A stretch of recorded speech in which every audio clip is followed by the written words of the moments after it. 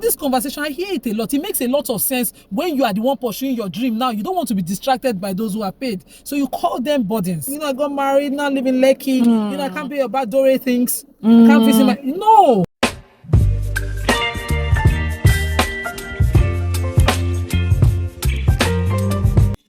Amazing you. Welcome to Chat Hour. If you're stopping by for the first time, welcome and thank you. And if you are returning, welcome and thank you. I'm always very, very happy, always elated. I'm looking for another adjective to use anytime I've got Elijah Nimat here. Hello, Nima. Hello, Honeypot. Thank you for having me. Yes, it's so good to have you here again. Hello. How are you doing, first of all? I'm fine. How's it been? After Ramadan, you're well rested and all that. Yes. Okay. I'm catching up on work. Fantastic. Let's just get quickly into what we're talking about today. But before I do so, please, guys, do not forget to subscribe, like, and share this video. Thank you indeed. So I stumbled on a particular piece, this post, and I felt like it is worthy of talking about. It is worthy of discussion, and I'm going to be reading it out so that we can know how to get into it. This post goes like this. Dear parents, one mistake you should never make as a parent is raising your kids with all your life savings to eventually get so much exposure that they won't want to stoop low to living around you. Upgrade yourself as you upgrade your kid.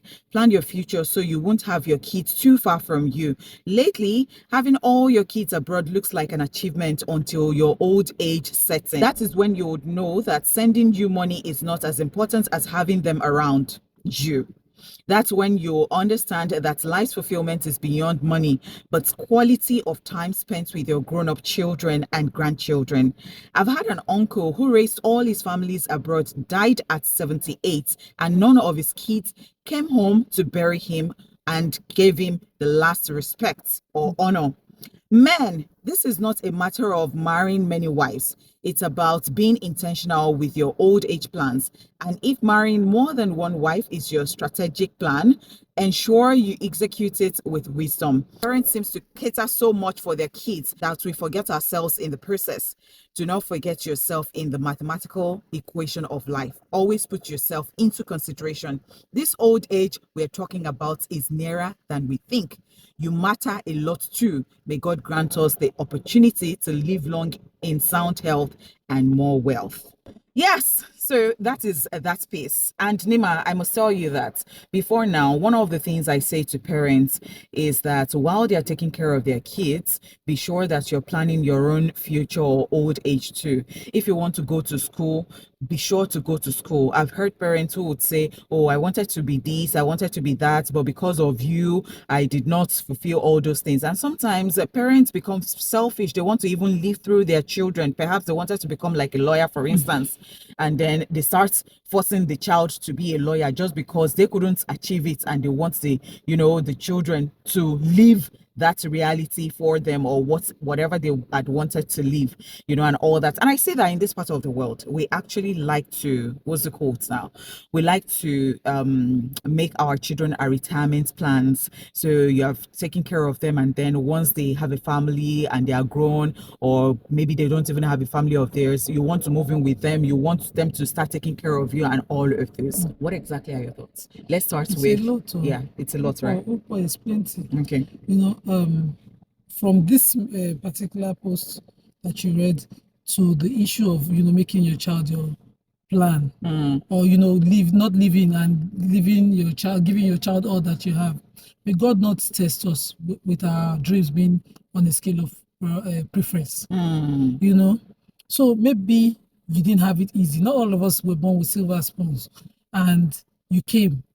Your parents would only give you so much, and you only have so much. But you know that if you give your child all that you've got, and you stop living, focusing all on yourself, your child might have a better chance at it. You pray, you work, you put in the effort into that child. Automatically, it means that you've given up the chance to even live. Now, you have given that child, and then this conversation comes in our own generation. Because now I'm hearing this conversation. I didn't used to hear our parents in their time think about it. They used to understand that their parents giving up for them meant that they had to give back. But our generation are now saying, you're asking so much of me. Am I your, it's in our time now. I'm hearing that conversation. And I'm wondering, it's a selfish world. I could have also been selfish as a parent. That's where parents could also have been selfish. There are parents who abandon their kids from birth. There are those who even raise them and leave them to the world to raise. We have been discussing a parent recently of an artist who died, who is, scrambling for everything that his last child has. He's selfish. He's, he was selfish at the time he raised the child. He's still presently a selfish human being. So are we now rewarding selfishness in a parent and in a child by these conversations? When a parent plays an important role in who you have become, even not a parent, a relative, an uncle, somebody, it behoves on you to not leave that person in their vulnerable state. In the Quran it says, your mother, and then Surah to Luqman and Surah to Azab, I hope I'm not misquoting. The two verses that emphasizes the role of a parent and the importance of a parent in the Quran, but particular emphasis on the mother. I said, she had you when you were weak. At that time when the mother was pushing you out, she's in pain. She could have crushed you. When she's breastfeeding you, that's you in your vulnerable state. And when you are in strength and your parents are now weak, it is not time for you to have this debate. It is selfish. And sadly, it's a selfish world.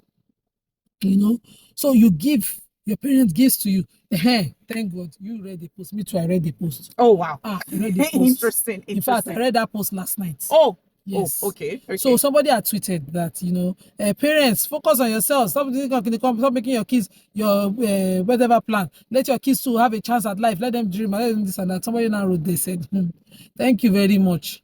He said he read a particular course. He had gone to school. The parents had sent him to school. Yeah. He now could not start a job when they were waiting for him to start a job. They asked him, what do you want to do? He said, I want to start a studio. The father looked at him, studio. After all I have sent you to go and study. Both parents went inside. The father called him. Your account, check your account, and he found 5 million in his account. Father sent him money for the studio. Oh my God. The mom on our own part was like, hey, photo, studio, kilo. That's not what we want. Parents have dreams of doctor, lawyer. Studio, bawo. Mother said, and the mother went and started marketing him. He said most of his most paying clients are from his parents' secular friends. Oh my God. And not only that, she carried the matter on her head. Every phone call he had, your mom told me about your studio. Can I come for a photo? They supported him all the way. He said, tell me, if that man asks for the moon, I will flood your gates. Go and get him the moon. Yeah. That's a person who knows what it is to sacrifice. You must understand what it is for somebody to give up what they need for you to have a life. This conversation started with all these motivational speakers telling us to live our life. Or not. We are not, nobody's an island. We are who we are because of the sacrifices, the love and the support of some people. That's how it is in life. May God not make me among the categories of selfish people. So I have a mom now. She's aged, she's weak. She's dealing with old age. And I remember my mom. In fact, I remember my mom very recently when I had my second child, because I was in the hospital throughout the pregnancy of that boy. And my mom my hospital was in Amuwo in Festac. My mom lives in Igodo. And the hospital provides a meal because it was a government hospital. But my mom had the memory of the child before that one who didn't make it. That I was in hospital and they don't provide food because it was a private hospital. Whether I thought that they give food, whether the food was sufficient or not, my mom will make the journey. She's number one, she's caring for my oldest child, and my dad. Yeah. And then they will, switch positions. And come to see you. And come to see me with a bag full of food that I cannot finish. Every week, it broke my heart to see my mom cursing, because then the Badagry Road was under construction. They had not completed turning, and you had to, there was no pedestrian. You had to climb the express. My mom is a petite woman with all the bags of. There was a day she came and said, "Mommy, please, if you bring this food, I don't even have the conscience to eat it anymore. I feel so pained that you have to go through this stress." And she looked at me.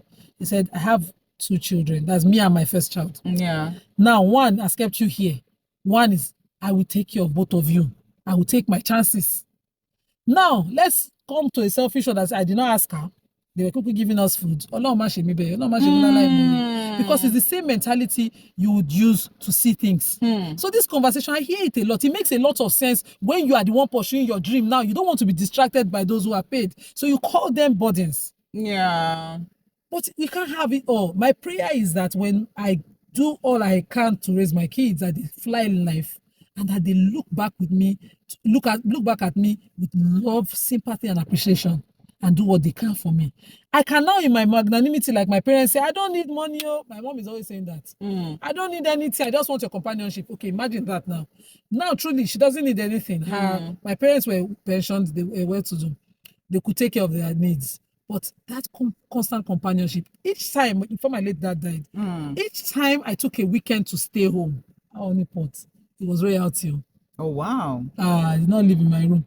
When I take my child to see my dad or my mom, every single time, when it was night, my father would come out of his room. He had this camp bed. He would set it up where he prays. He would sleep there. He would leave the big bed for me because I'm with my kids. He want them to sleep around me, not in our cramped girls' room. Yeah. Every single time I slept at home with my kids, I had comfort. It was royalty. Somebody gave up the room. And if my sisters and all of us come in, my father would then leave the room for all of his grandchildren. And all of us girls would be in our old girls' room where we used to stay as single girls.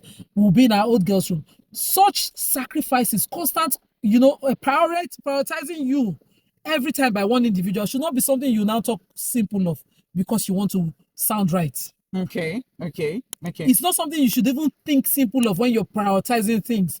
If you have not done anything for those people and you have not put them first, you shouldn't. And it's the same mentality. If you can do that for your family, you would understand it if you're married and your husband has to prioritize his parents. Oh, wow. They don't have to be friends with you. They don't have to be golden parents. They don't even have to like you. But when your husband has to also prioritize his parents, you would understand that sacrifice and do what you need to do to assist and make sure it happens, because that's life. The funny thing, it goes in a circle. At your point of strength, you can make this argument and make it sound right. May God not test us in our old age, in our time of weakness. And maybe we have said these things to our own parents and make it all sound right. And no, it's not your patient plan. No, it is the law of God Himself. In your weakness against their strength, in their weakness against your strength. That's how God has designed it. Fantastic. So it's not about, because we are all monetary, we are material now in this world, all we think about is how the money adds up. You will now bring that and say, okay, if you are buoyant enough to send money, you say you have taken care of your parents. Whereas they want to see you, they want to see your kids. But now I would like to ask you, that there are times in life that, people have certain regrets, like, oh, I could have been this, I could have been that. And they, this is still the life. We still have it. And while we still wake up every day and we still have it, like, okay, so you can achieve everything you want to achieve. Is it selfish again for parents to also, as they are taking care of their children, to say, okay, you know what? I'm going to, or when they get to this particular, maybe they have a target. When they get to this particular stage, maybe I can now save some money and now look into my own life. If there are things, maybe they want to go back to school, they want to go for their masters as the parents, because, this life, I just believe that as you are helping your children to live, I think that you should also live. Yes, now that's why I said, may Lord not put us on a scale of preference. So I'm still young, I'm in my strength, I'm raising kids. If financially, I don't have to put it on a scale of preference. So I can do both. Okay. Why not? Okay. If it is now that there is a scale of preference, then you would rather choose. Can't step down for me. Oh, wow. I'll stop. Once it's no longer financially realistic, the thing to do is that my child, hey, I'll do everything. Okay. I'll give it up. I will give it up without even looking back. And I'll give it up without feeling regret, no matter what time it is. Because I have seen life. Somebody left this country for masters abroad with a lifelong dream of living abroad, got diagnosed of cancer, lived in the hospital till death. They didn't do the masters. The sisters are here trying to clear things from abroad now. Because of course, the residence where she stayed, they had to find someone there to box it, send it home. They don't even want it because they're all in pain and grief. I've also seen someone who left this country for beautiful opportunity abroad and came and said, no, I left my car, I need to sell it. Came on to finalize the sale of the car, never went back. Oh my God. So there's no guarantee that thing that you so much love that you hate what you have sacrificed, what you have put into. So you have poured into your child from yourself. You cannot sit in your old age. It's living in the past to say, I could have been. No, I am living through my child. If I were to die, I'm still living through my child and through their children. Would that be a legacy? For me, that's a legacy. For me, every parent who has ever done that to their child, known or unknown, because the world only knows those that are known. We only celebrate those that their names have made. You see, there are heroes unsung without capes that are working every single day.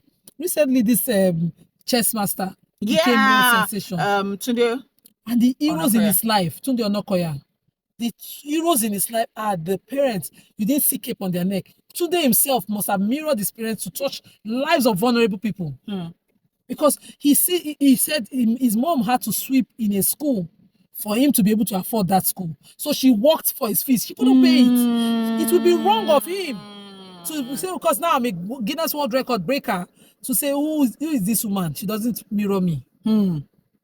Some people will come from homes that, yes, they are mud homes, maybe a single room, the parents are still living there. Me, Nima, what I would do is to make sure that I raise my parents into a more comfortable place, if that dream is possible for me. But if it is not possible for me, not once will I say that place is no longer a representation of me. Oh, it's now too small. No, I got married, now living Lekki. I can't pay your bad Dore things. I can't visit my... No. Why? Cool.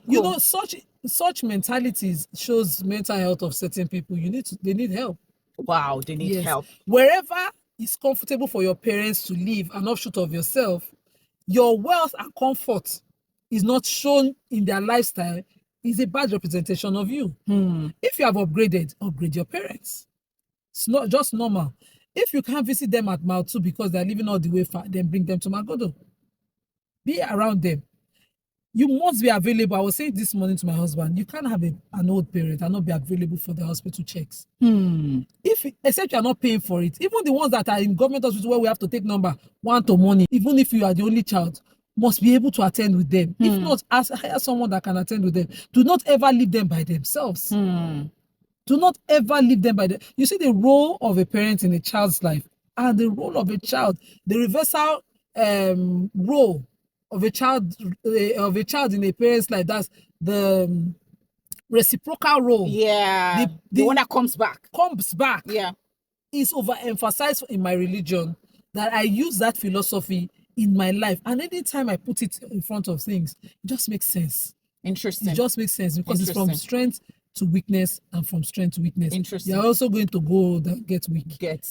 All of us don't want some of the things that we have done. We don't even want the karma. But do you think about the future or old age and you're scared? Okay, so there are eventualities. They are going to come. My fear as a Muslim is not that death will come. I pray for a good old age, a good end to life. That's what I pray every morning. So Allah, give me a good end to life, a good journey in old age. So I pray for good health, sound health in old age. I pray for all my dreams to have come true.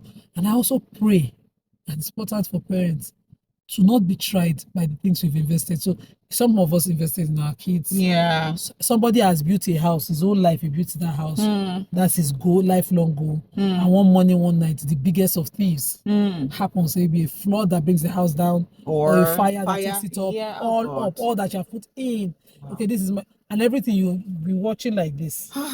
And it goes. Life happens. We're all praying. Somebody will say, no, I built a company, a generational company, nothing can go wrong. And one morning, one night, everything, boom. You can't even explain it. We've seen it all. We've seen that happen. We've said, some people say they've insured and yet insurance has failed. Some people have found a way to mistakenly get their names involved in some company with anybody, and all of those things taken. So in preparing for life as you're doing that, have that mind that, you really can't control anything except what God has controlled for you, and ask God that your investment are secured. I do that prayer all the time.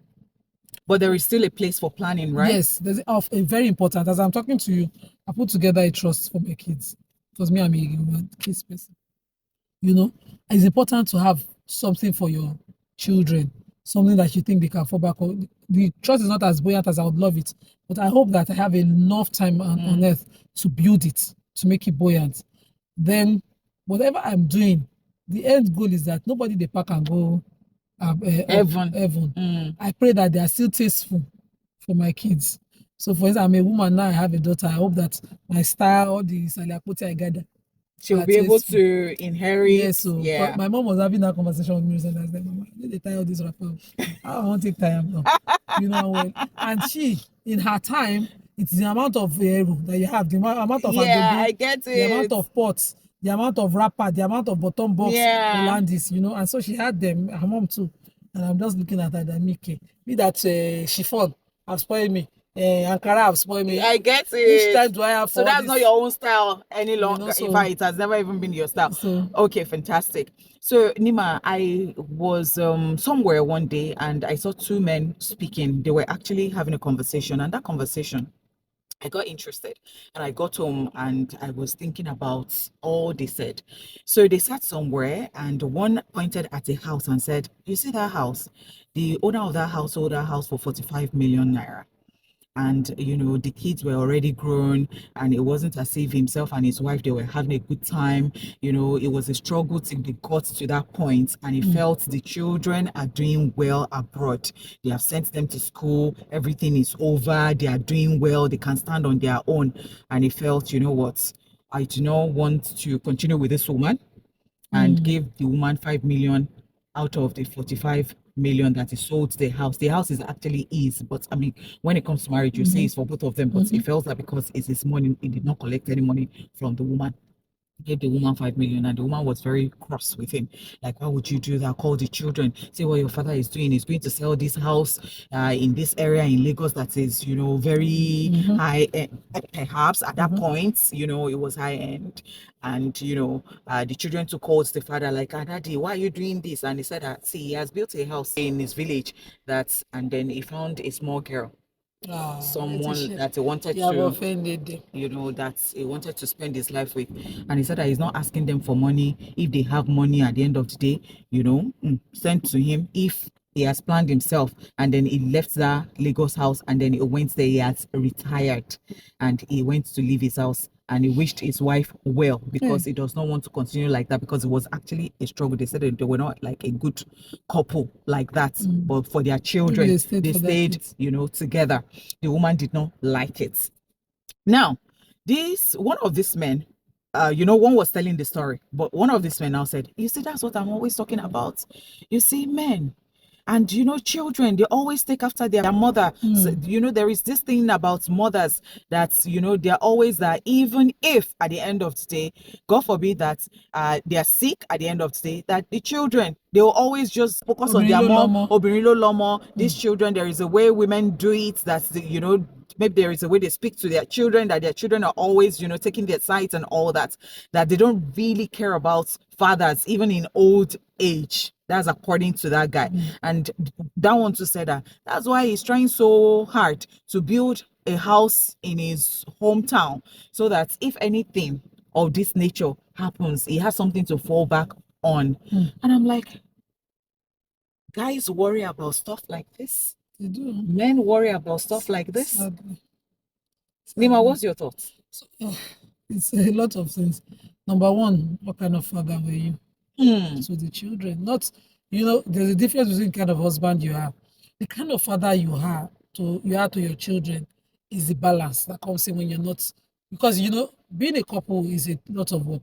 Some people marry early, they don't really know each other. Some people are not in love in their marriages. Some people are just together because we have born child, or we have gotten, but we are together, and they are there because, okay, let's give this child the best, let's pour into the child. And both of them are not really pouring from the same pot, they're pouring from individual pots. And eventually the man is done and said, okay, I have a chance at my own choice. Maybe he married the parents' choice or something, and then, no, let me go and start afresh. He will offend his children, but the kind of father he was to his children, even if it doesn't make sense immediately, is what will make sense in the end. So I know a former neighbor of mine who passed, and his children had changed religion. At his burial, they were just talking anyhow. So his younger sister had married into that religion also and changed, and the children then changed. His wife was of that religion and not of his own. So they talked down at him, and he was a very kind man to them. So his sister at the burial, only the last child felt the grief of her father passing. Only she was in that place where she wasn't selfish. The auntie lost it at that burial, that this my brother did everything for his kids. He did not have a life more for you people. Can you, just because, they were just talking loosely at him. And another family that I saw, this man separated from his wife, and his kids did everything for him because he was an amazing father. Everything for him. He was a unique father. And this man and the wife were not together. These kids, when they come here, they're schooling both ways, but they love their dad. They pampered and loved him. He wasn't alone. And where we lived then was in town, but their mom was in Ikeja. She was in town, but they come. They stayed around. Interesting. Him. So the kind of father you are is what is important. Your happiness, your choices will not be something your children will so hate. But if you were a kind of selfish father and even a worse husband, it would seem like your karma was because your wife was telling them. So that's for the men. Okay. Now for the women, because women do tell sometimes. This, Baba, see your daddy, if not for see the way I'm the only one doing everything for you. And there are some times that they said that children don't even know that it is their father that is bringing the money. So because it's the mommy that is doing everything with the money, they feel like it's the woman who's providing everything. Exactly. A lot of that, because women will talk. Women do talk. Sometimes when you're hot, you're in pain, you start ranting, in front of your kids. We should take responsibility for those damages. When your husband is in his old age and he chooses to leave you, you are not the only one who poured into your child. Do not be a wicked and selfish human being in the sense that you now prefer to carry out vengeance with your children. Because the vengeance consequence, they will live to carry it. And you might have gone. Oh my God. You might have gone. We should learn to live that this life we're all passing through. We're all passing through. The children have a relationship unique with their dad, recognized by God. You cannot separate it. Not even if he was a bad husband. And I know many sometimes are bad husbands to their wives. So the wives become vengeful. Yeah. But in your vengeance, can you leave it for the Lord? Elo toju babai. When my auntie, one of my father's sister, I remember it was a very abusive marriage. And in one of such experiences, my father just sent a taxi full of our things. Let her leave him. I cannot bury my sister. I'm older than she is. And so she was divorced. And the brothers, my father and some of their cousins put together, and she started to live alone. While she had separated from him, she found that the man was ill. Every weekend, I remember, because they were not far from each other, because her workplace was close to where she was living as a married woman. So she just simply rented like 3 streets away from her former house. So weekends, she would just dress up her kids, 2 of them, to go and check on their dad. And he had a new wife. The kids would go, they say that later they started coming with news of that he's sick, he's bedridden. One of such instances, she went to see him. They were divorced, abusive marriage, very abusive one. She had women sleeping on her head. He carried women, all sorts of things that other women can't forgive. She visited him. One of the days she visited him, she met him on the bed, bedridden, in diapers, and he wasn't so old. Matty could not handle. She cried and called my dad and visited our house. She was still crying. 2 days after she saw him in that state, she was in pain at seeing him like that. And this wasn't just about love. She kept saying, father of my kids, And I was like, auntie, who forbid, me, my... Now, are you supposed to be feeling this way? Me, my young girl mentality. Somebody that was almost going to kill you. See your enemy. So for my mentality, your enemy is down. You know that. He passed. He was later taken to the village in our state, and he lived in that illness till he passed. When he was informed that he passed, my father now said to her, you're divorced. You don't have to mourn him. Neither do you have to go for his burial. She said, no, I don't have to mourn him. I won't mourn him. We're divorced. But my kids have to bury their father. She made sure that those kids also built their memory. Now, grief is in phases. They're able to understand her because of what she paid. They're able to understand that, they too owe to her something. Imagine that when they are grieving, they now thought, oh, my mom abandoned my dad now because they were divorced, the way she even treated him. they would have most likely come back to hate her. You can't determine how grief will go. You can't, there's nothing that says, no, my child will always be on my side.